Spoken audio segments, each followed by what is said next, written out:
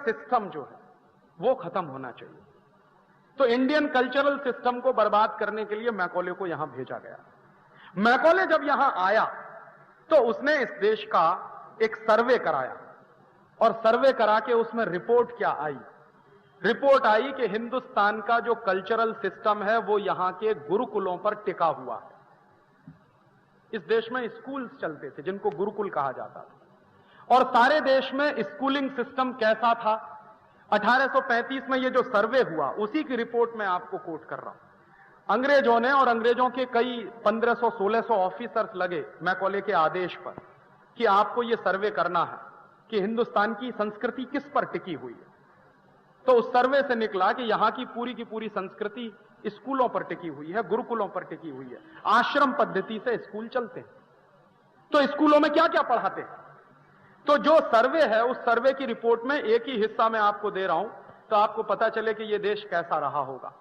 Madras presidency में अंग्रेजों के सर्वे की रिपोर्ट बताती है 1835 में 1.5 लाख कॉलेज हैं पूरी प्रेसिडेंसी। और मैंने उस जमाने के अंग्रेजों के लैंड रेवेन्यू के रिकॉर्ड्स निकलवाए हैं इंडिया ऑफिस लाइब्रेरी से। उनको इसलिए निकलवाया कि यह पता करूं कि 1835-40 में मद्रास में गांव कितने हैं, कुल नंबर ऑफ विलेजेस कितना। तो टोटल गांव हैं 1,57,000 और कॉलेजेस कितने हैं? 1.5 लाख। 1,50,000 कॉलेज हैं। माने ऑन एन एवरेज हर गांव में एक कॉलेज है। और उस कॉलेज को अंग्रेज क्या कह रहे हैं अपनी टर्मिनोलॉजी में, उसी टर्मिनोलॉजी को मैं दे रहा हूं, हायर लर्निंग इंस्टीट्यूट्स, माने उच्च शिक्षा के कॉलेज हैं, कोई छोटे स्कूल नहीं है। स्कूलों के बारे में तो वो कह रहे हैं कि हर गांव में 2-3 हैं, लेकिन ये जो 1.5 लाख हैं ये कॉलेजेस हैं। और इन 1.5 लाख कॉलेजों में पढ़ाया क्या जाता है? अंग्रेजों का वही सर्वे बता रहा है कि इनमें से 1,500 कॉलेजेस तो सर्जरी के कॉलेजेस हैं जहां एमएस की डिग्री मिलती है। अब उसको एमएस नहीं कहते होंगे, एमएस अंग्रेजी का शब्द है, संस्कृत में बड़ी भारी डिग्री है। सर्जरी की शिक्षा देने वाले 1,500 कॉलेजेस हैं मद्रास प्रेसिडेंसी में। सारे देश की बात नहीं चल रही, 1/3 हिंदुस्तान की बात चल रही। और वो सर्जरी में पढ़कर निकलने वाले लोग कौन हैं? ये भी बड़ा मजेदार। तो मद्रास प्रेसिडेंसी में एक जाति है जिस जाति को आप इस देश में नाई कहते हैं, जो बाल बनाते हैं। एक्चुअली वो 1500 कॉलेजेस में पढ़ने वाले जितने सर्जन हैं वो सब नाई हैं जाति से। तो कभी कभी इस देश में एक गलतफहमी हो गई है हमको अंग्रेजों की वजह से कि शूद्रों को तो पढ़ने ही नहीं दिया इस देश में लोगों। शूद्रों पे तो ब्राह्मणों ने इतने अत्याचार किए कि वो पढ़ ही नहीं पाए। अगर नाई सर्जन है इस देश में तो ये कैसे असंभव है कि शूद्रों को हमने पढ़ने नहीं दिया? और उस कॉलेज में पढ़ने वाले स्टूडेंट्स का जो परसेंटेज है, क्लासिफिकेशन किया है अंग्रेजों ने ब्राह्मण, वैश्य, शूद्र और क्षत्रिय के आधार पर। वो क्लासिफिकेशन क्या है? कॉलेजेस में पढ़ने वाले करीब 70% लोग शूद्र हैं 1.5 लाख कॉलेजेस में पढ़ने वाले, और 30% में ब्राह्मण भी हैं, क्षत्रिय भी हैं, वैश्य भी हैं। टोटल 30% में ब्राह्मण, क्षत्रिय, वैश्य और 70% में सिर्फ शूद्र। और उसी रिपोर्ट में एक दूसरी बात है कि हिंदुस्तान में जो शूद्र हैं इनके हाथ में सबसे बड़ी टेक्नोलॉजी है। ये अंग्रेजों की रिपोर्ट कह रही है, मेरी रिपोर्ट। टेक्नोलॉजी उनके हाथ में है और टेक्नोलॉजी का ट्रांसफर भी सबसे ज्यादा यही जाति है जो कर रही है। तो मद्रास में और मद्रास के आसपास के इलाके में आज भी आप जाइए, एक जाति है वहां पर जिनको पेरियार कहते हैं। पेरियार जाति आज के समय में बहुत नीची जाति मानी जाती है मद्रास में, साउथ में, पूरे साउथ में। लेकिन 1835 में यह पेरियार जाति की हैसियत क्या है उस सर्वे के आधार पर? तो जो कॉलेजेस हैं वहां पर आर्किटेक्ट के, बिल्डिंग डिजाइन के कॉलेजों की संख्या करीब 2200-2300 के आसपास है पूरे मद्रास प्रेसिडेंसी। तो आर्किटेक्ट के जितने कॉलेजेस हैं उन सबके जो सबसे महत्वपूर्ण आचार्य हैं वो सब पेरियार हैं। और उनके यहां पढ़ने वाले जितने बड़े बड़े लोग हैं, बड़े बड़े आर्किटेक्ट हैं, वो सब पेरियार हैं जाति से। दक्षिण भारत में जितने मंदिर आपने देखे, मीनाक्षीपुरम का हो, मदुरई का हो, वगैरह वगैरह, दक्षिण भारत में मंदिरों की बड़ी भारी परंपरा, शायद वैसे मंदिर उत्तर भारत में हमको नहीं दिखाई देते। कंस्ट्रक्शन के हिसाब से, मंदिरों की डिजाइन के हिसाब से, और ऐसे अद्भुत अद्भुत मंदिर मैंने देखे हैं दक्षिण भारत में कि मंदिर में आप एक जगह खड़े हो जाइए एक कोने में और आवाज लगाइए तो 3 किलोमीटर दूर आपकी आवाज दूसरे को सुनाई दे जाए। डिजाइन का, कंस्ट्रक्शन का जो डिजाइन है वो। तो ये जो डिजाइन बनाने वाली जाति है ये है पेरियार, और पेरियार जातियों का सबसे बड़ा काम रहा है दक्षिण भारत में मंदिरों को बनाने का। तो मंदिर बनाने वाली ये जाति है जो पूरे दक्षिण भारत में सबसे मजबूत मानी जाती है। ये उनकी रिपोर्ट है अंग्रेजों की। बाद में क्या हुआ है, उसी पेरियार जाति को 1890 के बाद बर्बाद कर दिया अंग्रेजों ने। कैसे बर्बाद किया है? एक अंग्रेज ऑफिसर है जिसका नाम है A.O. ह्यूम, जिसने बाद में कांग्रेस बनाई है। यह मद्रास का कलेक्टर रहा। तो मद्रास के कलेक्टर की हैसियत से इस आदमी ने एक नोटिफिकेशन किया, कानून बना दिया। क्या कानून बना दिया? उस नोटिफिकेशन के पहले दक्षिण भारत के जितने मंदिर हैं वो पेरियार लोग बनाते हैं। A.O. ह्यूम ने नोटिफिकेशन किया कि आज के बाद पेरियार मंदिर नहीं बनाएंगे, और अगर बनाएंगे तो वो कानूनी अपराध होगा। कानून बना दिया उसने। कानून बना के उस जाति को मंदिर बनाने से रोक दिया उसने। तो नतीजा क्या हुआ? 50-60 साल के बाद ये जाति धीरे धीरे धीरे धीरे खत्म होती गई और आज बिल्कुल किनारे पर पड़ी हुई। अंग्रेजों ने ऐसे तोड़ा है भारतीय समाज को। सोसाइटी है इंडियन सोसाइटी। भारतीय संस्कृति की जो सबसे बड़ी विशेषता है कि पूरी की पूरी सोसाइटी इंटरडिपेंडेंट सोसाइटी रही। इसको अंग्रेज इस्तेमाल करते हैं, मैं भी उसको मुहावरे में कहता हूं फेस टू फेस कम्युनिटी है। फेस टू फेस कम्युनिटी माने हर कम्युनिटी के पास कुछ विशेष किस्म का हुनर है, दूसरे के पास अपना हुनर है, दोनों का हुनर एक दूसरे के काम में आ रहा है। जैसे कोई है जो जूता बना सकता है, मुझे जूता पहनना है तो उसका बनाया हुआ जूता मैं खरीद रहा हूं, बदले में उसको मैं अनाज दे रहा हूं, गेहूं दे रहा हूं, चावल दे रहा हूं। मेरे गांव में धोबी है, उसको कपड़ा धोने का हुनर है तो वो कपड़ा धोकर मुझे दे रहा, उसके बदले में मैं उसको गेहूं चावल मेरी दादी मां उसको देती है। मैं अभी भी गांव में जाता हूं तो देखता हूं। तो एक खास तरह की सोसाइटी है जिसके पास एक तरह का हुनर है, स्किल है। सब लोगों के पास सारे तरह के हुनर नहीं होते हैं। तो उन हुनर वाली सोसाइटीज को इस देश में शूद्र कहा गया, और अंग्रेजों ने उनकी हैसियत नीचे गिराई। क्योंकि मैकॉले जब यह कह रहा है कि इंडियन सोसाइटीज को तोड़ना है, अगर अंग्रेजों के लिए गुलाम बनाना है, तो वो एक मुहावरा इस्तेमाल कर रहा। वो कह रहा है कि किसी भी खेत में दूसरी फसल लगाने से पहले उस खेत को खूब जमकर जोता जाता है। माने हिंदुस्तान के समाज में विदेशी संस्कृति लाने से पहले इसको जोत दो कस के, माने जो कुछ है वो नाश कर दो, उसके बाद उसमें ब्रिटेन की संस्कृति के बीज डालो, तब कुछ इसमें से निकलेगा। और वो क्या कर रहा है? वो दो बातें कह रहा है जो मैं आज के समय में आपसे शेयर करना चाहता हूं। वो कह रहा है कि भारतीय समाज की संस्कृति को बर्बाद करने के लिए दो चीजें बहुत जरूरी हैं जो मेरे समझ में आ गया है। पहली तो भारत की जो न्याय व्यवस्था है उसको तोड़ना, और दूसरी भारत की जो शिक्षा व्यवस्था है इसको तोड़ना। और भारत की शिक्षा व्यवस्था कितनी जबरदस्त है जिसका वो वर्णन कर रहा है। 1835 में इंग्लैंड में कोई जानता नहीं कि सर्जरी क्या होती। 1835 की बात कर रहा हूं। इंग्लैंड में सबसे पहले सर्जरी की पढ़ाई शुरू हुई है 1910-1911 में। हिंदुस्तान में उससे हजारों साल पहले सर्जरी पढ़ाई जा रही है। प्लास्टिक सर्जरी क्या होती है यह बात अंग्रेज जानते नहीं 1850-1860 का। हिंदुस्तान में प्लास्टिक सर्जरी उसके कई सौ साल पहले से पढ़ाई जा रही है। मेरे पास एक अंग्रेज पुलिस ऑफिसर का स्टेटमेंट है, पब्लिश्ड स्टेटमेंट है। कर्नल कूट एक बड़ा ऑफिसर है जो हिंदुस्तान में लड़ने के लिए आया है, और यह लड़ा है हैदर अली के साथ। हैदर अली दक्षिण भारत का एक बड़ा राजा है, उससे कभी अंग्रेज जीत नहीं पाए। तो लड़ाई में कर्नल कूट हार जाता है और हैदर अली उसको मारता नहीं है, उसकी नाक काट लेता और कहता है कि तुम जाओ इंग्लैंड में, तब तुम बताना कि नाक कटवा के आए हो। हिंदुस्तान में उस समय मुहावरा चलता है, नाक कटवा दी माने बेइज्जती हो गई। तो हैदर अली कह रहा है कि तुम्हारी नाक काट के मैं ब्रिटेन भेजूंगा ताकि ब्रिटेन के लोग जाने कि तुम्हारी बेइज्जती हुई। कर्नल कूट की वो नाक काट लेता। कटी हुई नाक लेकर कर्नल कूट वहां से भागता। तो हैदर अली की सीमा के बाहर जब आता है तो एक गांव में पहुंचता है, उस गांव में उसको एक भाई मिलता है, वो कहता है कि ये कहां जा रहे हो तुम्हारी कटी हुई नाक लेके? तो कहता है चोट लग गई है। झूठ बोलता, क्योंकि कहेगा कि युद्ध में हार गया तो बेइज्जती हो जाएगी, तो कह रहा चोट लग गई है। तो उसने कहा कि मेरे गांव में एक वैद्य है, वो तुम्हारी ये नाक जोड़ सकता, चलो उसके पास। तो कर्नल कूट ने जो मेमोआर्स लिखे हैं उस पर से वो किताब है, उसमें उसने लिखा है कि 1.5 घंटे मेरा ऑपरेशन चला और उस 1.5 घंटे के बाद उस वैद्य ने मेरी नाक जोड़ दी।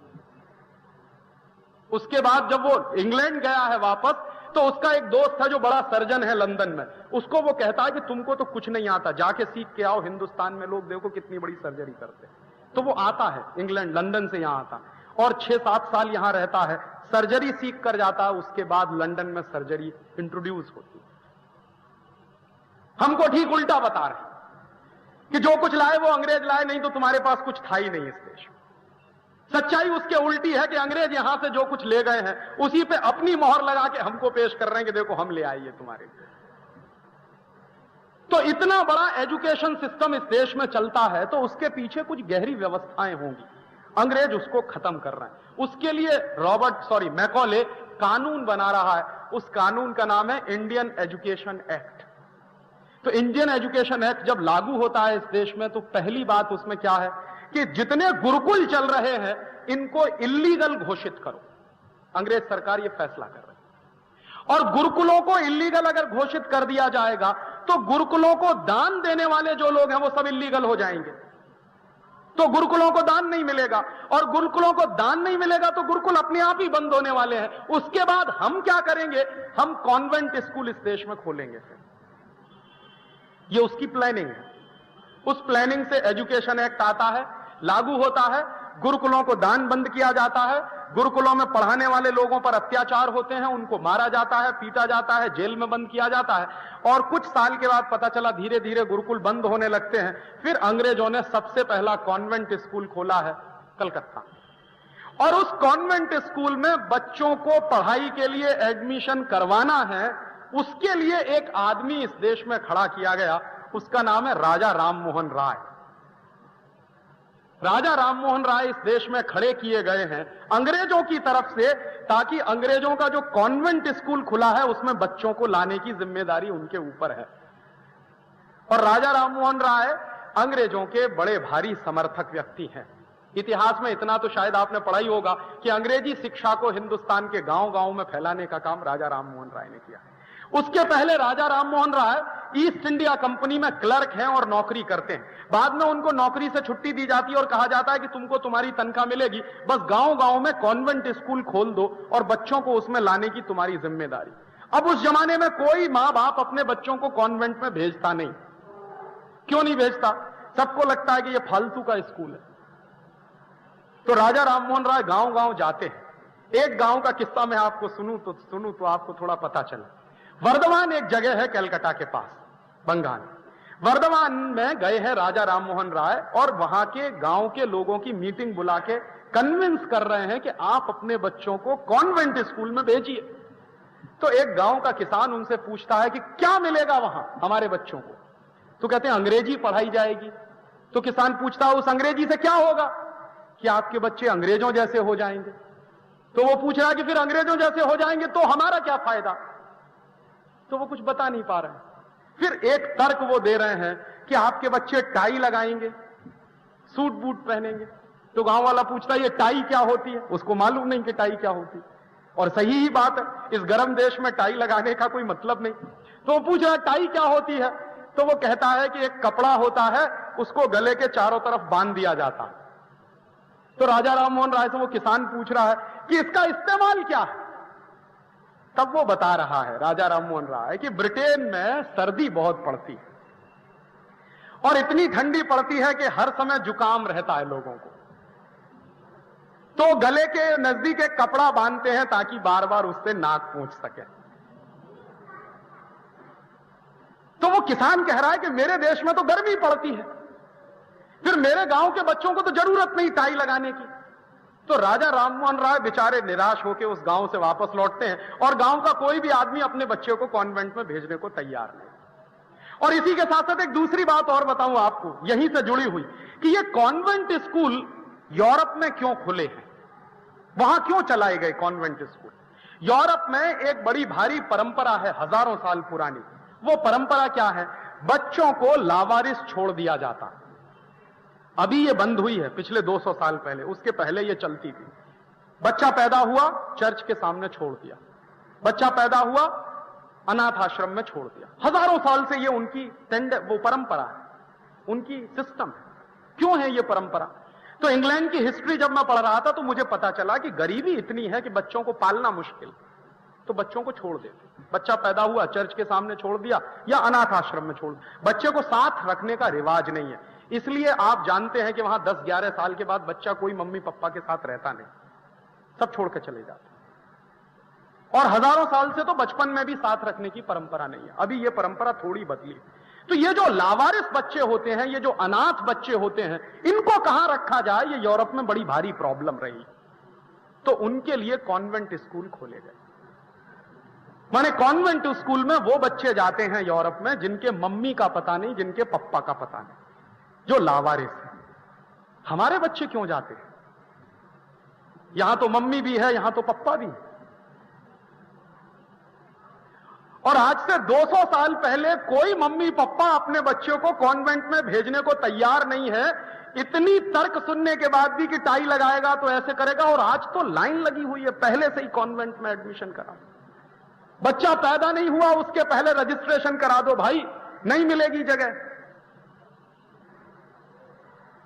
मात्र 150 साल में इस देश में इतनी चीजें बदल गई कि 150 साल पहले कोई कॉन्वेंट जाना नहीं चाहता है, आज कॉन्वेंट में लाइन लगी। और कॉन्वेंट भी कैसे कैसे है। मैं अभी जाके आया एक जगह, वहां मैंने एक स्कूल पढ़ा, उसका नाम है बजरंगबली कॉन्वेंट स्कूल। अब पूछिए बजरंगबली का कॉन्वेंट स्कूल से क्या लेना देना, लेकिन है।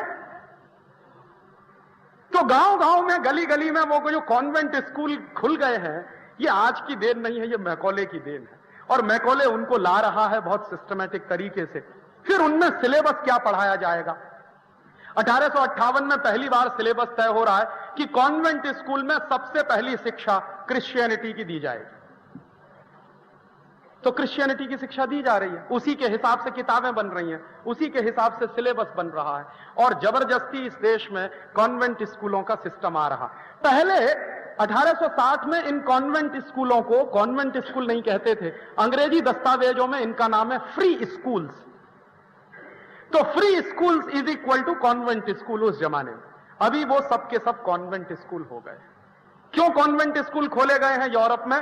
बच्चों के माया नहीं है, पिता नहीं है, उनके भाई नहीं है, बहन नहीं है, किसी को मालूम नहीं है कि कौन किसका बच्चा है, और किसी को मालूम नहीं कि उसकी मां पिता कौन है। इसलिए लावारिस बच्चों को पालने के लिए कॉन्वेंट स्कूल खोले जाते हैं। हमने क्यों खोल लिए हैं इस देश में? यह बात मैं मानता हूं कि 1947 के पहले कॉन्वेंट स्कूल थे, तो ठीक है, अंग्रेज थे इस देश में, उनकी चलती थी, उनका कानून था, उनकी सरकार थी, जबरदस्ती वही इस देश में ये सब चलाते थे। तो मैंने एक दिन हिसाब लगाया कि 1947 के पहले जितने कॉन्वेंट स्कूल थे इस देश में, आजादी के 50 साल के बाद तो 3 से 4 गुने ज्यादा बढ़ गए। और अंग्रेज इस देश में जो ला रहे हैं सिस्टम, क्यों ला रहे हैं? ताकि भारतीय संस्कृति का नाश किया जाए। और मैकॉले लिख रहा है एक चिट्ठी जो उसके पिता को उसने लिखी है, बड़ी मशहूर चिट्ठी है जिसका जिक्र हिंदुस्तान के बहुत कह रहा है कि इन कॉन्वेंट स्कूलों में जब हिंदुस्तानी बनने लगेंगे तो ये सब वीर से हिंदुस्तानी हो, और ये ऐसे दिमाग से अंग्रेज पैदा होंगे कि इनको अपने देश के बारे में कुछ नहीं मालूम होगा, इनको अपनी संस्कृति के बारे में कुछ नहीं मालूम होगा, इनको अपनी परंपराओं के बारे में कुछ नहीं मालूम होगा, इनको अपनी चीजों के बारे में कुछ नहीं मालूम होगा, इनको अपने मुहावरे नहीं मालूम होंगे, इनको अपने क्लीशेज नहीं मालूम होंगे। ये सब के सब विदेशी हो जाएंगे। और ऐसे बच्चे जब हिंदुस्तान में पैदा होने लगेंगे तो अंग्रेज चले जाएं भले ही इस देश को छोड़कर, अंग्रेजियत नहीं जाएगी। ये मैकॉले लिख रहा है अपनी चिट्ठी। वही सच्चाई हमारे सामने हम देख रहे हैं। और हमने अब किस तर्क पर इन कॉन्वेंट स्कूलों को अपना लिया है? अरे साहब, अंग्रेजी तो इंटरनेशनल भाषा है, और मैं दुनिया के हर उस व्यक्ति को चैलेंज करता हूं जो ये कहता है कि अंग्रेजी इंटरनेशनल भाषा है। दुनिया में इस समय 200 से ज्यादा देश हैं और मात्र 12 देशों में अंग्रेजी चलती है, सिर्फ 12 देशों में। 200 देशों में से मात्र 12 देशों में अंग्रेजी चलती है। 188 देशों में उनकी अपनी मातृभाषाएं चलती हैं। तो कैसे अंग्रेजी इंटरनेशनल भाषा? अंग्रेजी इंटरनेशनल भाषा तब मानी जाती जब दुनिया के 200 देशों में से 150 देशों में अंग्रेजी चलती और 50 देशों में मातृभाषा चलती। मैं मान लेता कि अंग्रेजी मात्र वहां की इंटरनेशनल भाषा। मात्र 12 देशों में अंग्रेजी चलती है। अमेरिका है, कनाडा है, ब्रिटेन है और थोड़ा सा लैटिन अमेरिका के देश है। और वहां तो मैं मानता नहीं कि अंग्रेजी चलती है, ज्यादा लैटिन चलती है। अंग्रेजी की खिचड़ी बन गई है लैटिन के साथ। एक दूसरा तर्क है कि साहब अंग्रेजी में बहुत शब्द हैं, कुल गिन लीजिए अंग्रेजी के शब्दों की संख्या। कोई भी बड़ी से बड़ी डिक्शनरी उठा लीजिए, चैम्बर्स ले आइए, चाहे ऑक्सफोर्ड ले आइए, चाहे कैम्ब्रिज की डिक्शनरी ले आइए, शब्दों को गिन लीजिए, उसमें ओरिजिनल शब्द कितने हैं और दूसरी भाषाओं से लिए गए शब्द कितने हैं।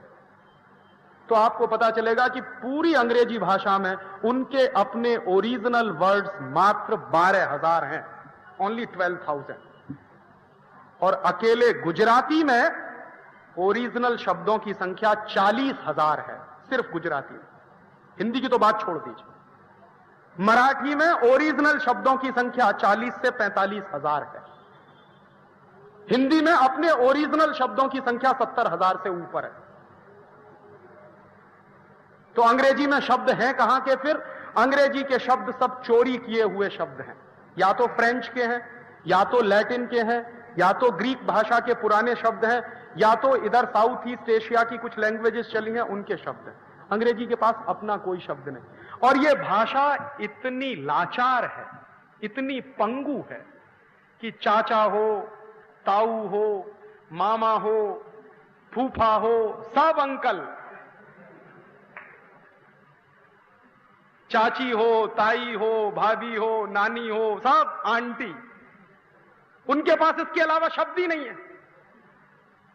जिस भाषा में अपने रिश्तेदारों को कहने के शब्द नहीं हो, वो भाषा कैसे अच्छी भाषा माने?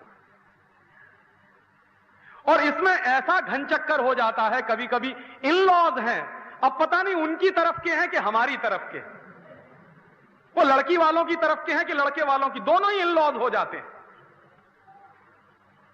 हिंदुस्तान में तो परिवारों के जो रिश्ते हैं वो इतने माइक्रो लेवल पे डिफाइन किए जाते हैं कि बुआ की, फूफा की, मौसी की, ताई की, ये तो वो तो फलानी ढिमा की, इतने माइक्रो लेवल के रिश्ते हैं क्योंकि हमारे पास उसके शब्द हैं, हम डिफाइन कर सकते हैं।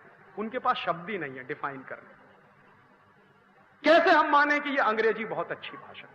कभी कभी ये तर्क देते हैं लोग कि साहब अंग्रेजी नहीं होगी तो साइंस और टेक्नोलॉजी की पढ़ाई नहीं हो सकती।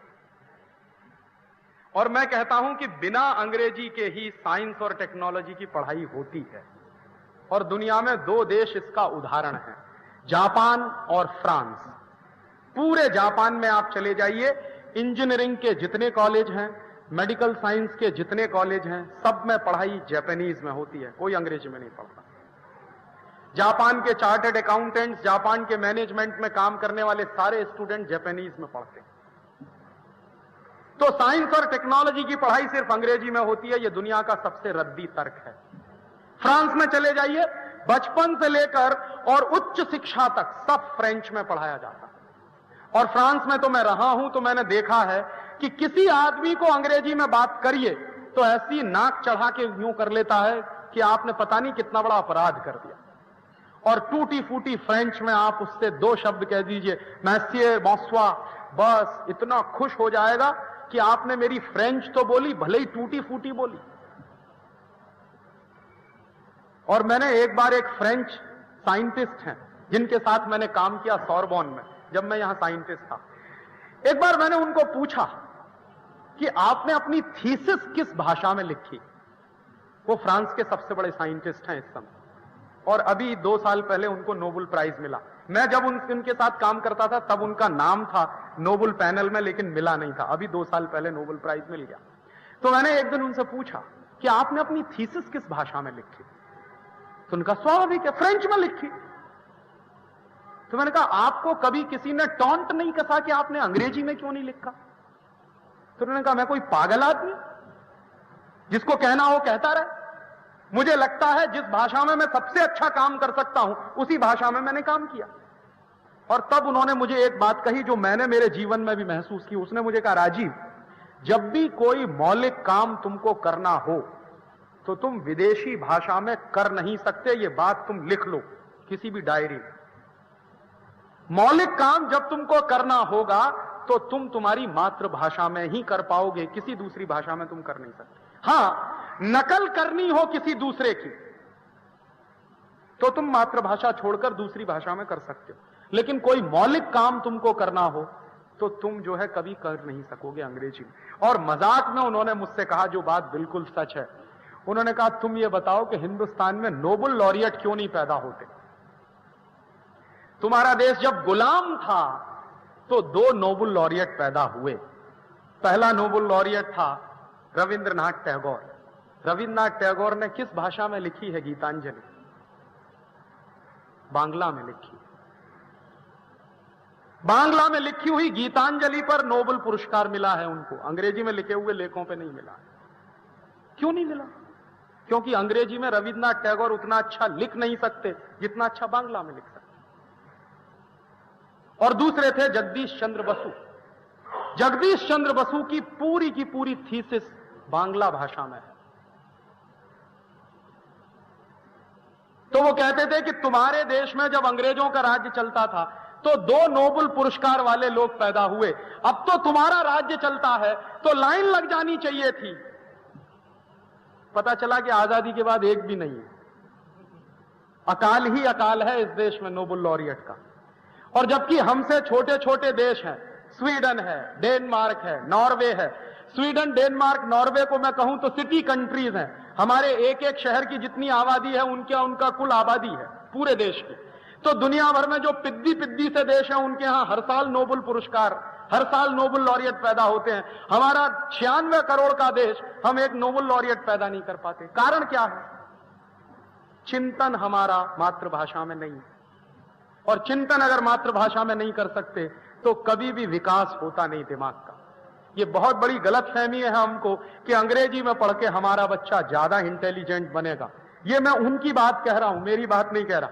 जो फ्रेंच साइंटिस्ट जिनके साथ मैंने काम किया उन्होंने कहा कि अगर कोई बच्चा अपनी मातृभाषा में कोई चीज याद करे और वही बच्चा दूसरे देश की भाषा में वही चीज याद करे तो मातृभाषा में जितनी जल्दी याद करेगा उससे 6 गुना ज्यादा समय उसको अंग्रेजी में याद करने में लगेगा। और ना सिर्फ 6 गुना समय लगेगा बल्कि वो विदेशी भाषा में याद नहीं करेगा, रटेगा, शब्द रटेगा। और रटे हुए शब्दों को जाके इम्तिहान में लिख के चला आएगा। दूसरे दिन उसको याद नहीं रहेगा कि कल मैंने क्या लिखा है कॉपी में। किसी भी बच्चे से पूछ लीजिए 8th क्लास में तुमने क्या क्या रटा है, उसको याद नहीं, 9th में पढ़ता। और 8th क्लास की 1 साल की बात तो छोड़ दीजिए, 3 महीने बाद अगर पूछ लीजिए कि 3 महीने पहले तुमने क्या रटा, उसको याद ही नहीं रहता। संभव नहीं है। मातृभाषा में तैयार की हुई चीज आप जल्दी याद कर सकते हैं, आपका 6 गुना कम समय लगेगा। विदेशी भाषा में, अंग्रेजी में तैयार की हुई चीज में आपको 6 दिन ज्यादा लगते हैं। तभी मुझे समझ में आ गया कि इस देश में MBBS करते करते 5.5 साल क्यों लगते, चार्टर्ड अकाउंटेंसी की पढ़ाई करते करते 6-7 साल क्यों लगते, और MBBS के बाद MD कर लीजिए तब तो 10 साल गए, ये पक्का मान लीजिए। सच्चाई क्या है? MBBS का टोटल सिलेबस मात्र 2.25 साल का है। सिर्फ 2.25 साल में कोई भी MBBS की पढ़ाई कर सकता है, जो उसका कंटेंट है, लेकिन उसमें समय बहुत लगता है क्योंकि अंग्रेजी। इसी तरह इंजीनियरिंग की पढ़ाई का जितना सिलेबस इस देश में पढ़ाया जाता है, मैं तो IIT में रह चुका हूं इसलिए मैं कह रहा हूं कि जितना सिलेबस हमको पढ़ाया जाता, अगर वो मुझे मेरी मातृभाषा में पढ़ाया जाता तो मैं 3.5 साल में MTech करके बाहर निकल आता। लेकिन वही MTech करने के लिए मुझे करीब 7.5-8 साल लग गए। तो मेरे जीवन का जो सबसे महत्वपूर्ण समय है, जो गोल्डन पीरियड है, वो एक विदेशी भाषा के कारण बर्बाद हो रहा। तो मैं कभी कभी पूछता हूं उन मम्मी पापाओं से कि आपको ये अधिकार किसने दिया कि अपने बच्चे के करोड़ों करोड़ों घंटे आप बर्बाद करें? किसने आपको ये अधिकार दिया? और किसने आपको यह अधिकार दिया कि आपके बच्चे आपके रहते हुए अपने आप को लावारिस कहलाने वाले स्कूलों में जाकर पढ़ें, कॉन्वेंट स्कूलों? और ये आप अपने बच्चों पर सबसे बड़ा अत्याचार कर रहे हैं जब आप उनको अंग्रेजी में पढ़ा रहे हैं। उस बच्चे के दिल का दर्द आप नहीं जानते, मैं जानता हूं, क्योंकि मैं पढ़ के आया हूं। और वो बच्चे के दिल का दर्द क्या है वो मैं आपसे शेयर कर रहा हूं। मेरी मां पूरे समय ये जानती नहीं थी कि मेरा बेटा क्या पढ़ रहा, मुझे नहीं मालूम। मेरी मां नहीं जानती कि इसने क्या पढ़ा। जब मेरी मां मेरे बारे में जानती नहीं कि इसने क्या पढ़ा है, तो उसके लिए उसको ट्यूटर रखना पड़ता। मां से बड़ा दुनिया में कोई दूसरा ट्यूटर होता नहीं। मॉडर्न साइंस भी अब इस बात को स्वीकार करता कि मां से बड़ा शिक्षक बच्चे के लिए कोई दूसरा होता नहीं। लेकिन पूरे समय मेरी मां को मालूम नहीं कि मेरा बच्चा क्या पढ़ रहा। क्यों? क्योंकि मां की जो स्मृतियां हैं, मां के जो ज्ञान है, मां के मन में जो संस्कार हैं, उसका इस अंग्रेजी शिक्षा से कुछ लेना देना नहीं। और हमने कैसे अपनी माताओं को बेवकूफ घोषित कर दिया। इस देश की लाखों लाखों करोड़ों करोड़ों माताएं दुनिया की सबसे इंटेलिजेंट लोग हैं जब वो तुलसी के पौधे में पानी देती, लेकिन हमारे देश ने उनको रिजेक्ट कर दिया। क्यों? क्योंकि उनके पास पीएचडी नहीं है, उनके पास एमटेक की डिग्री नहीं है, लेकिन उनको मालूम है कि तुलसी के पौधे में पानी लगाया जाता। क्यों लगाया जाता है तुलसी के पौधे में पानी? क्योंकि तुलसी का पौधा ऑक्सीजन देता। दुनिया में यह अद्भुत किस्म की फैक्ट्री है ऑक्सीजन पैदा करने वाली। आप इसको पानी दीजिए, तुलसी का पौधा पानी को और हाइड्रोजन को अलग अलग, ऑक्सीजन और हाइड्रोजन को अलग कर देता। H2O में से H2 अलग हो जाता है, ऑक्सीजन बाहर निकलती है।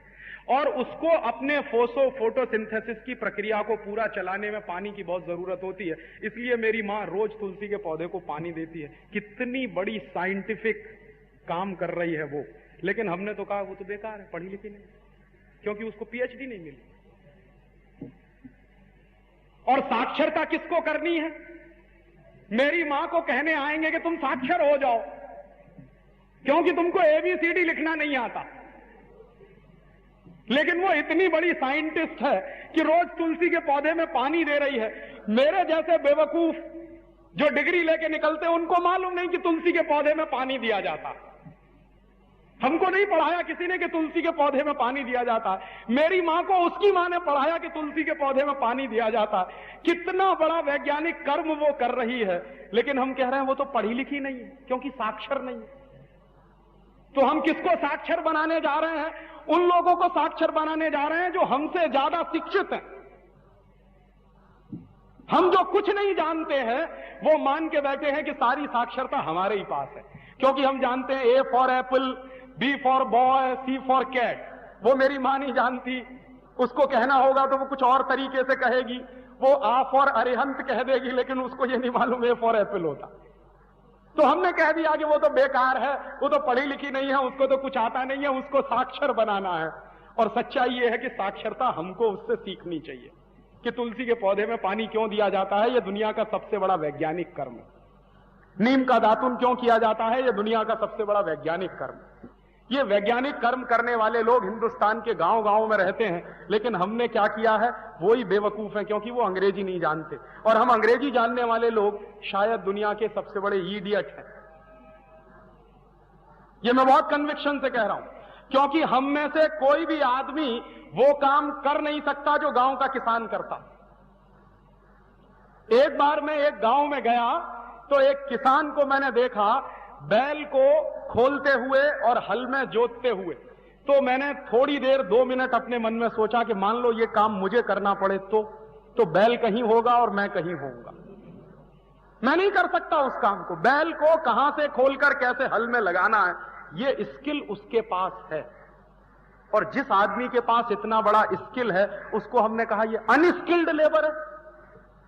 ये तो अंग्रेजों की दी हुई परिभाषाएं, और ये सारी परिभाषाएं निकली कहां से है? इसी अंग्रेजी के एजुकेशन सिस्टम से।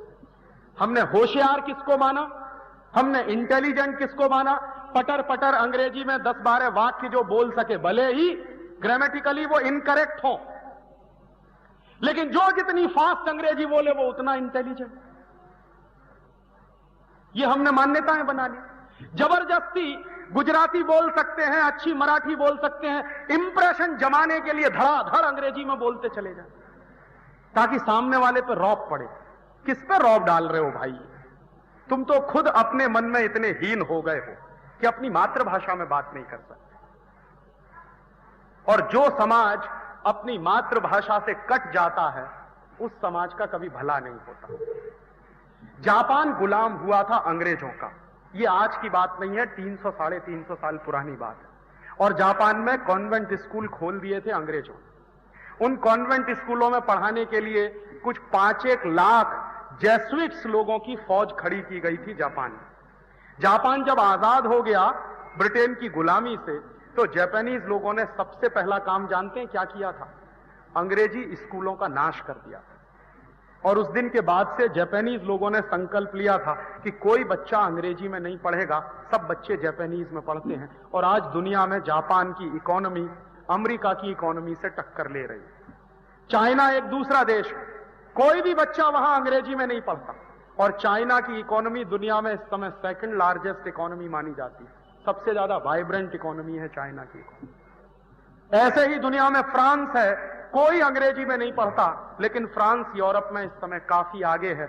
हमारे मन में यह गलतफहमी है कि अंग्रेजी में पढ़ेंगे तभी आगे बढ़ेंगे। इस गलतफहमी में से बाहर निकल आइए। यह अंग्रेजों की दी हुई गुलामी की व्यवस्था है जो आज भी हम इस देश में चला रहे हैं। और इसलिए मैं ये कहता हूं कि ये जो अंग्रेजियत का सिस्टम है, ये अंग्रेजों का दिया हुआ जो सिस्टम है, ये गुलामी के समय से चल रहा है। और आजादी के 50 साल भले ही आ गए हैं, लेकिन व्यवस्था वही चल रही है। अंग्रेजों का बनाया हुआ आईपीसी चल रहा है, अंग्रेजों का बनाया हुआ सीआरपीसी चल रहा है, अंग्रेजों का बनाया हुआ सीपीसी चल रहा है।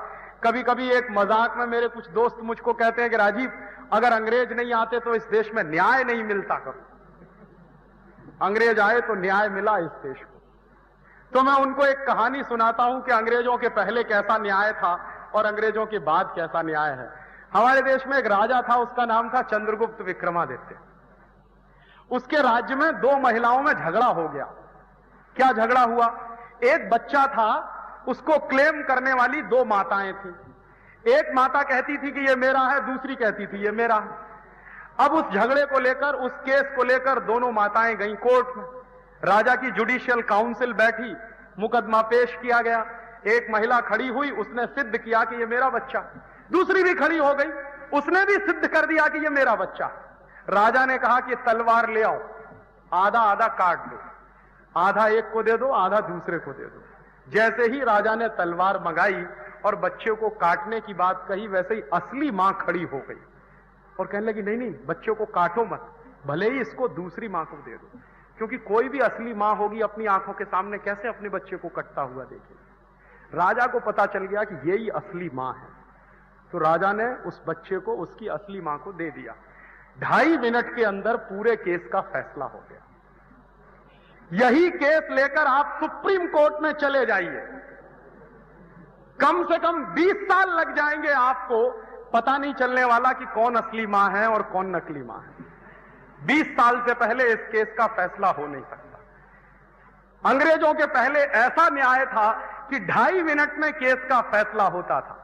अंग्रेजों के जमाने से ऐसा न्याय आया है कि 20 साल लग जाते हैं, दोनों माताएं मर जाएंगी, बच्चा भी मर जाएगा, पता नहीं चलने वाला कि कौन जीता कौन हारा। करोड़ों करोड़ों केस पेंडिंग पड़े रहते हैं, न्याय नहीं होता। ये अंग्रेजों की व्यवस्था। हमारी व्यवस्था में 2.5 मिनट में न्याय होता था। तो ये मन से चीजों को निकालिए। बहुत बार हमारे मन में ऐसी चीजें बैठी रहती है कि अंग्रेज नहीं आते, ईस्ट इंडिया कंपनी नहीं आती तो इस देश का भला नहीं होता, वगैरह वगैरह। ये सारी बातें मुझे लगता है कि गुलामी के दौर की बातें हैं। और इन गुलामी के दौर की बातों से अगर आप बाहर निकल आए मानसिक रूप से, शारीरिक रूप से तो बाद में निकलेंगे, पहले मन से बाहर निकलते, तो इस देश का फिर से वो पीरियड वापस आ सकता है जो सोने की चिड़िया वाला पीरियड था। हम शारीरिक रूप से गुलाम नहीं है, हम मानसिक रूप से गुलाम। हमको हमेशा ब्रिटेन की, यूरोप की, अमेरिका की तरफ देखने की आदत पड़ गई। वो क्या करते हैं, हम उसी को फॉलो करते हैं। हमको हमारे तरफ देखने की आदत नहीं है। तो मैं आपको यही कोशिश कर रहा हूं इतने लंबे व्याख्यान के बाद कि इस मानसिक गुलामी में से बाहर निकलिए। यह मानसिक गुलामी बहुत खतरनाक है और इस मानसिक गुलामी में से बाहर निकलने के तरीके क्या हैं? पहला तरीका यह है कि इस देश की जो परंपराएं हैं, इस देश का जो इतिहास है, इस देश की जो सभ्यता है, उसकी ठीक से जानकारी लेने की कोशिश करिए। हमको हमारी परंपराओं के बारे में कुछ नहीं मालूम है, कोई कह देता है तो हम मान लेते हैं कि हां ऐसा ही इस देश में चलता। जब तक हमको हमारे देश की परंपराओं की गहरी जानकारी नहीं होगी तो संस्कृति की जानकारी आपको हो नहीं सकती। और उन परंपराओं और संस्कृति की जानकारियों को अगर आप हासिल कर लें तो आप मानसिक गुलामी में से बाहर आ जाएंगे। और अगर हम मानसिक गुलामी में से बाहर आ गए तो इस देश को हम बहुत आगे ले जा सकेंगे। क्योंकि जो मानसिक गुलाम होता है वो कभी विकास नहीं कर पाता, गुलाम बन के रहता है, मजदूर बन के रहता है, दास बन के रहता है, मालिक नहीं बनता कभी। हमारी भी हैसियत यही है कि पहले अंग्रेजों के गुलाम थे, अब अमेरिका के गुलाम, पहले यूरोप के गुलाम थे, अब अमेरिका के गुलाम। गुलामी की परंपरा वो जा नहीं रही है। इस गुलामी में से बाहर निकलना, और इस गुलामी में से बाहर निकलने के लिए सिद्धांत क्या है? भारतीय सांख्य जो दर्शन है ना, उसमें एक वाक्य है, नेति नेति। नेति नेति माने ना इति ना इति। ना इति माने ये नहीं ये नहीं। हम क्या हुआ इस देश में, जब से गुलाम हुए हमने ना कहना छोड़ दिया, हां जी करते रहे। गुलाम आदमी की निशानी पता है क्या होती है? वो कहता है yes sir, okay sir, right sir, very good sir, fine sir. कभी नहीं कहता नो सर, ये गलत है। आपने देखा इस देश में जो गुलाम होते हैं ना, चपरासी की तरह से फाइल लगाए बीच में, yes sir, okay sir, right sir, fine sir, very good sir. मैंने देखा है लोगों को। और yes sir, fine sir, okay sir, right sir कहने वाली प्रजा ही गुलाम होती। जो प्रजा ना नहीं कहती, गलत को गलत नहीं कहती, वो प्रजा गुलाम होती। तो जो गलत है उसको गलत कहने की हिम्मत पैदा करिए। और अगर ये गलत है तो उस गलत के साथ अपना रिश्ता तोड़ने का काम करिए। गलत को प्रोत्साहन मत दीजिए। आपको अगर यह समझ में आता है कि अंग्रेजी स्कूल, कॉन्वेंट स्कूल बहुत गलत हैं, उनसे कोई भला नहीं हो रहा, तो इनसे रिश्ता तोड़ दीजिए। अपने बच्चों को इन अंग्रेजी स्कूलों में भेजना बंद कर दीजिए। तो आपको लगेगा फिर क्या होगा? हो सकता है 2 साल के बाद, 5 साल के बाद गुजराती स्कूल बहुत अच्छे हो जाए। क्यों? आज जो आपका डोनेशन है वो अंग्रेजी स्कूलों में चला जाता है। हजारों रुपए आप जो डोनेट कर देते हैं अंग्रेजी स्कूलों में, वो डोनेशन अगर गुजराती स्कूलों में जाना शुरू हो जाए तो ये गुजराती स्कूल भी वैसे ही हो जाएंगे जैसे अंग्रेजी स्कूल है। आपका डोनेशन अगर मराठी स्कूलों में जाना शुरू हो जाए तो मराठी स्कूल भी उतने ही अच्छे हो जाएंगे जैसे अंग्रेजी स्कूल। तो ये तो आपके दान का प्रवाह है जो वहां चला जाता है, इसलिए ये सूख गए हैं, वो हरे भरे हैं। वहां से आपका दान इनमें आने लगे तो ये हरे भरे हो जाएंगे, वो सूख जाएंगे। तो आपके बच्चे अगर इधर आ जाएं पढ़ने के लिए, गुजराती में, मराठी में, बंगला में, तेलुगु में, तमिल में, कन्नड़ में, हिंदी में, इन सारी भाषाओं में अगर हम हमारे बच्चों को पढ़ाना शुरू करें तो इस अंग्रेजियत से हमारा रिश्ता टूटेगा और इस मानसिक गुलामी से रिश्ता टूटेगा।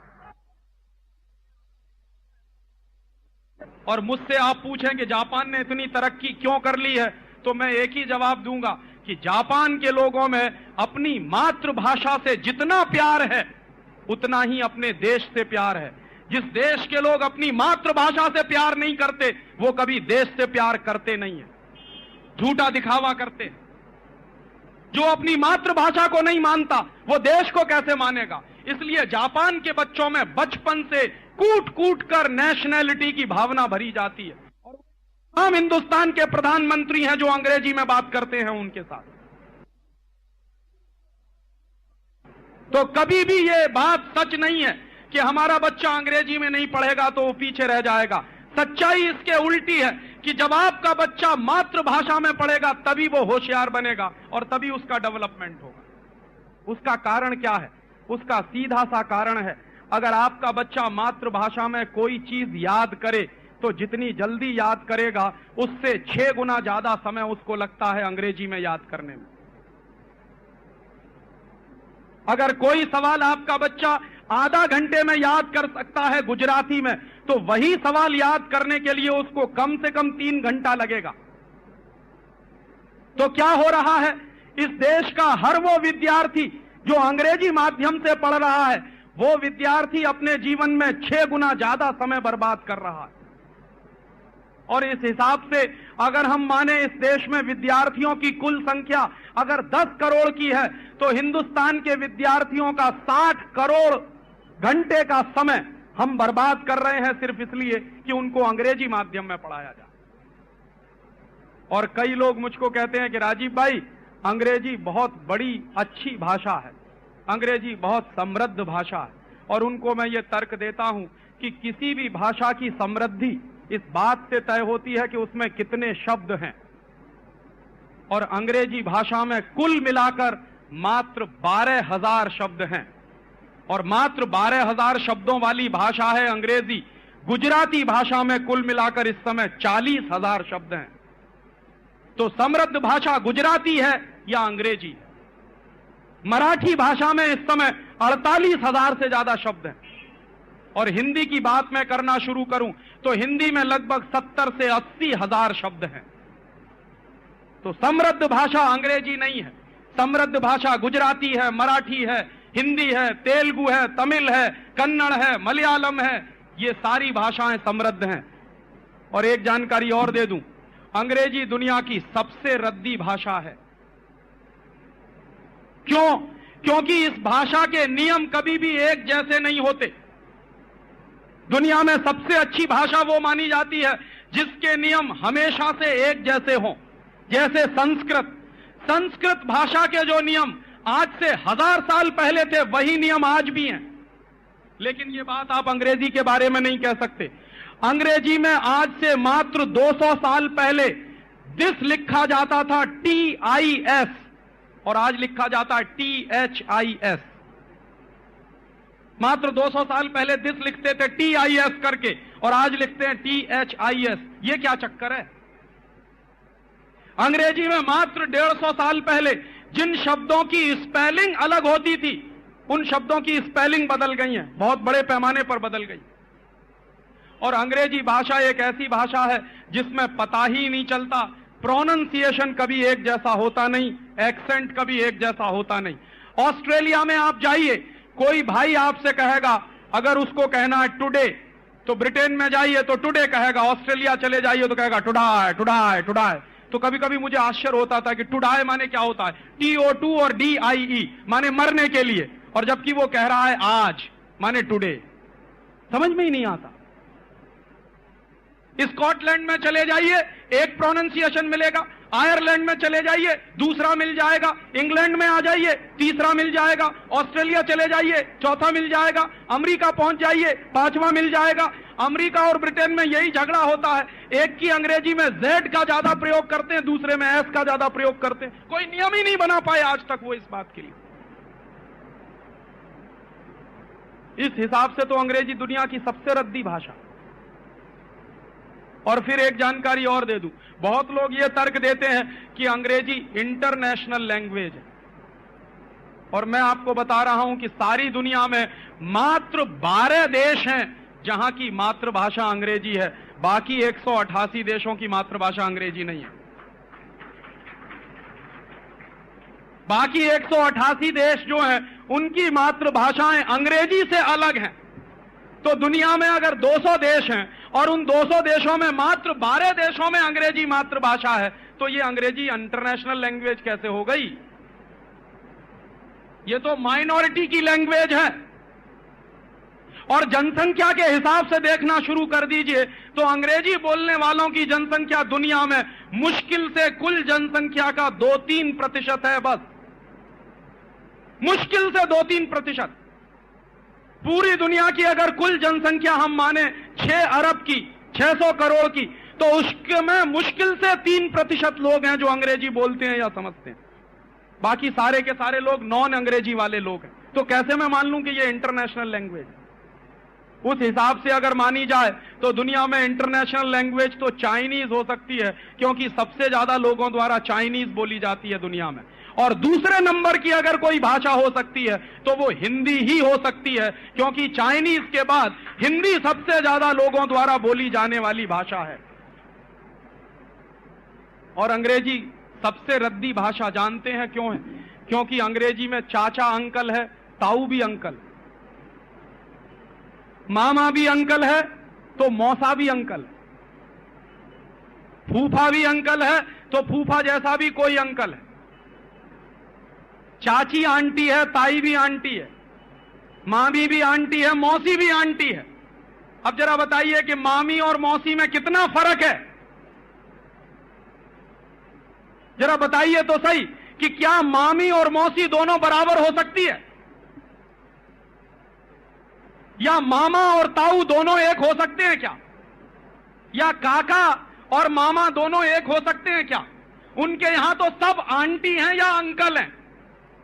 जानते हैं चक्कर क्या?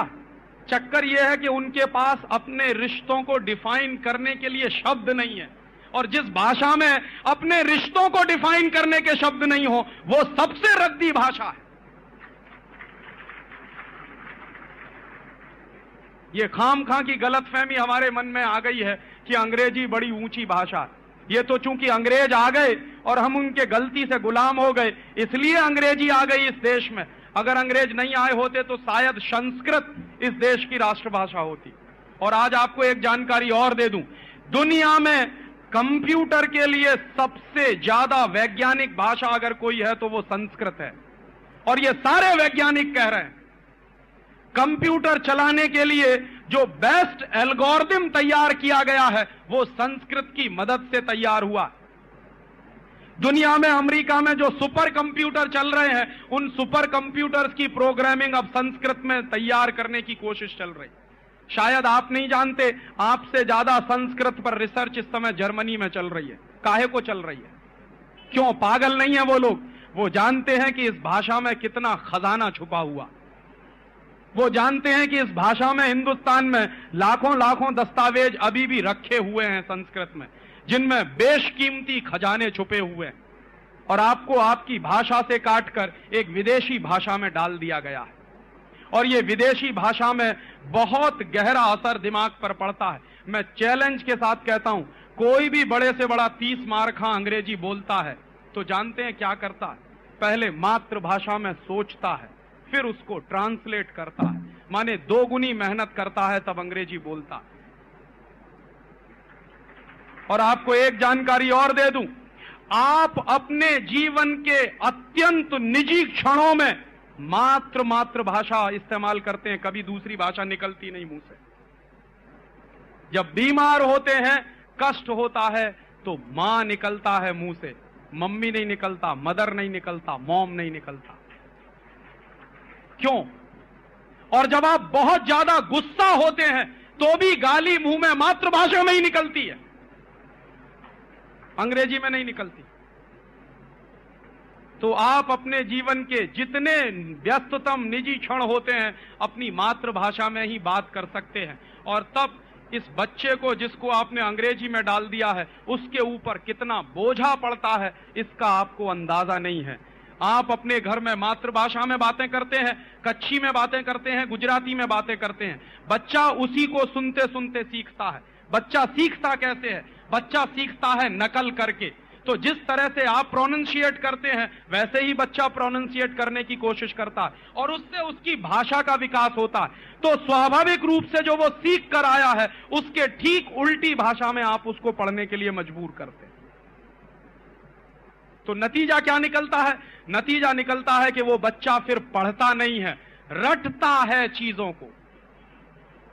और अगर मैं गुजराती में कहूं तो पोपट हो जाता है। तो जो पोपट हो जाता है बच्चा, उसकी एक खासियत होती है। किसी भी बच्चे को आप पढ़ाइए, मान लीजिए आपका बच्चा कक्षा 8 में पढ़ता है और उसका इम्तिहान हुआ है, तो इम्तिहान के लिए वो रटेगा और रटने के बाद इम्तिहान में लिख कर आएगा। 2 दिन बाद आप उससे पूछ लीजिए, उसको कुछ भी याद नहीं है कि उसने क्या लिखा 2 दिन पहले। 2 दिन बाद वो भूल जाएगा उसने क्या लिखा।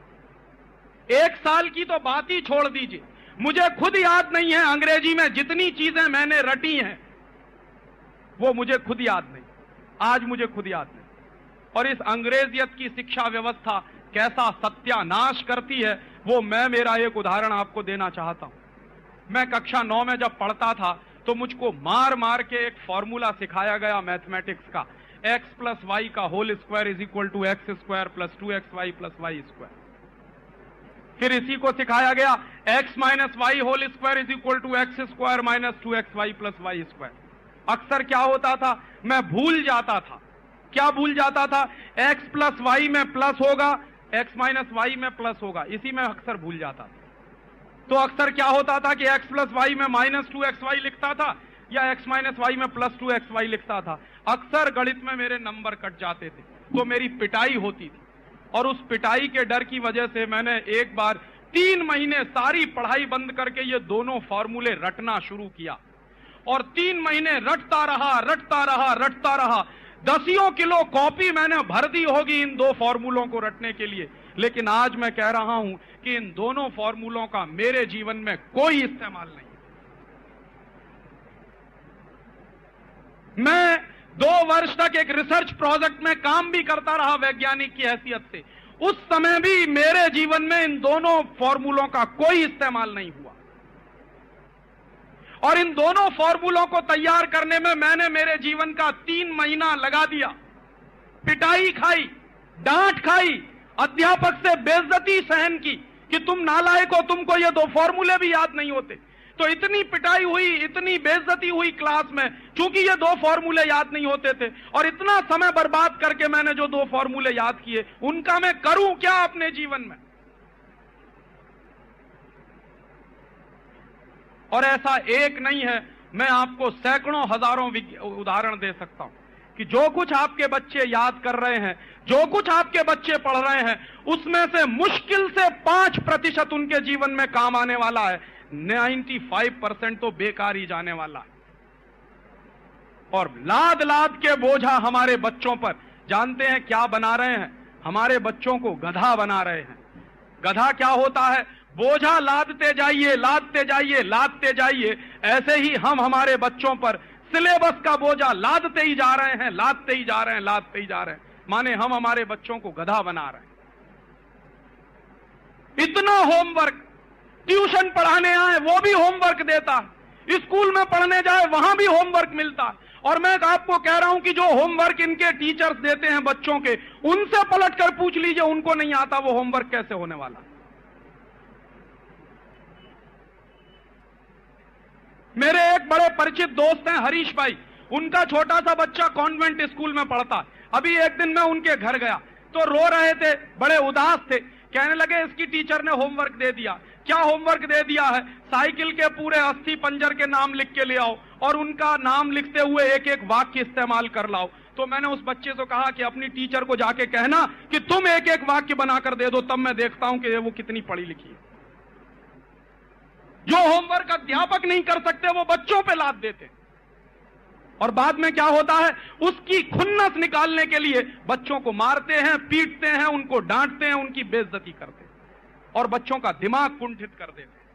ये जो शिक्षा व्यवस्था है, ये बच्चों को गधा बनाने वाली व्यवस्था है। और मैकॉले ने इसलिए इस देश में ये व्यवस्था चालू की थी ताकि इस देश के बच्चे गधे बने, इंटेलिजेंट नहीं बने। और ये इसी शिक्षा व्यवस्था का परिणाम है जो इस देश में दिखाई देता है। जब हम गुलाम थे तब इस देश में 2 नोबेल लॉरियट पैदा हुए थे। अब आजादी आ गई है तो एक का भी पता नहीं है इस देश में। और हमसे पिद्दी पिद्दी से देश हैं दुनिया में जहां हर साल कोई ना कोई नोबेल लॉरियट पैदा हो जाता है। ये नोबेल लॉरियट जानते हैं कौन होता है? जो बच्चा मौलिक काम करता है, कुछ नया काम करता है, वो नोबेल प्राइज पाता है। नोबेल प्राइज पाने के लिए पीएचडी करना जरूरी नहीं है, बीटेक एमटेक करना जरूरी नहीं है। न्यूटन कक्षा 9 में फेल हो गया था, उस न्यूटन को हम सब याद करते।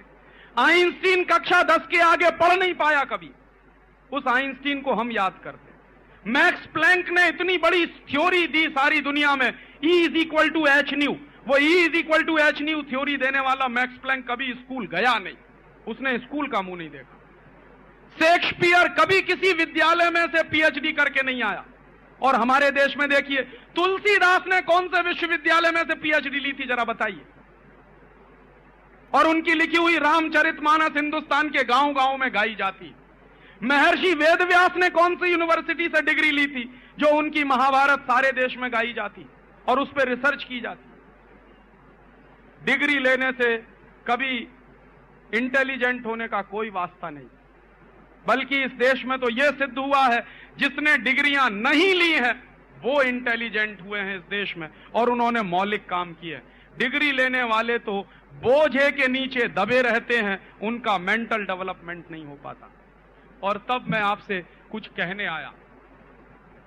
समय हो गया है मुझे गाड़ी पकड़नी, रात को मुझे सूरत जाना, इसलिए यह व्याख्यान मुझे यहीं खत्म करना पड़ेगा। लेकिन कंक्लूड करते हुए 2-3 बातें कहना चाहता हूं कि इस देश में जो गुलामी का माहौल अंग्रेजों के जमाने में था, वही गुलामी आज भी चल रही। जो शिक्षा व्यवस्था अंग्रेजों के जमाने में थी, वही आज भी चल रही है। जो न्याय की व्यवस्था अंग्रेजों के जमाने में थी, वही आज भी चल रही है। जिस तरह के कानून अंग्रेजों के जमाने में थे, वही कानून आज भी चल रहे हैं। और जिस तरह की अर्थव्यवस्था अंग्रेजों के जमाने में थी, वही अर्थव्यवस्था आज भी चल रही है। तब आप पूछेंगे कि क्या करें, रास्ता क्या है? इसमें से रास्ता 2 ही है। पहला रास्ता यह है कि जिस दिन आप जग जाएं, उसी दिन सवेरा मान लीजिए। अब तक आप सो रहे थे, ठीक है, मालूम नहीं था, जानकारी नहीं थी, लेकिन अगर आज आप जग गए हैं तो मान लीजिए आज ही सवेरा है। तो उस सवेरे की शुरुआत कैसे करें? अपने अपने बच्चों को कॉन्वेंट स्कूल में से बाहर निकाल लीजिए, उनको गुजराती माध्यम के स्कूल में भेजिए। और गलती से भी कभी किसी को यह सलाह मत दीजिए कि अपने बच्चों को अंग्रेजी माध्यम में पढ़ाओ, क्योंकि इस अंग्रेजियत की व्यवस्था को अगर बदलना है तो आपके बच्चों को अपनी मातृभाषा में पढ़ना ही पड़ेगा, नहीं तो वो अंग्रेजियत में ही फंसते चले जाएंगे।